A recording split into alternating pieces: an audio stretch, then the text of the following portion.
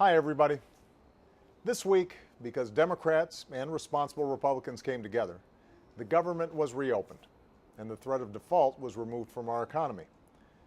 There's been a lot of discussion lately of the politics of this shutdown, but the truth is there were no winners in this. At a time when our economy needs more growth and more jobs, the manufactured crisis of these last few weeks actually harmed jobs and growth. And it's understandable that your frustration with what goes on in Washington has never been higher. The way business is done in Washington has to change. Now that these clouds of crisis and uncertainty have lifted, we need to focus on what the majority of Americans sent us here to do: grow the economy, create good jobs, strengthen the middle class, lay the foundation for broad-based prosperity, and get our fiscal house in order for the long haul. It won't be easy, but we can make progress.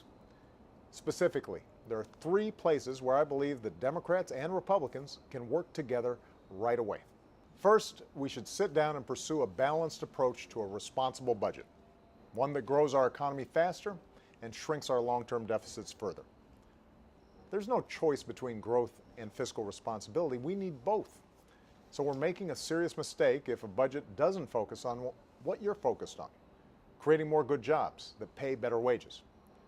If we're going to free up resources for the things that help us grow, education, infrastructure, research, we should cut what we don't need and close corporate tax loopholes that don't help create jobs. It shouldn't be as difficult as it's been in past years. Remember, our deficits are shrinking, not growing. Second, we should finish the job of fixing our broken immigration system. There's already a broad coalition across America that's behind this effort, from business leaders to faith leaders to law enforcement. It would grow our economy. It would secure our borders. The Senate has already passed a bill with strong bipartisan support. Now the House should too. The majority of Americans think this is the right thing to do. It can and should get done by the end of this year. Third, we should pass a farm bill, one that America's farmers and ranchers can depend on, one that protects vulnerable children and adults in times of need, and one that gives rural communities opportunities to grow and the longer-term certainty they deserve.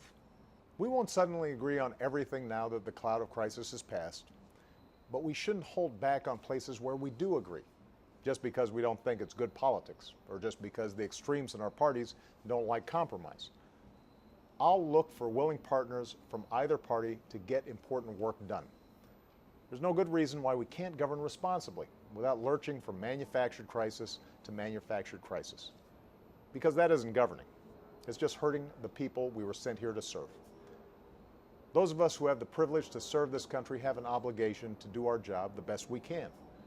We come from different parties, but we're Americans first, and our obligations to you must compel all of us, Democrats and Republicans, to cooperate and compromise and act in the best interests of this country that we love.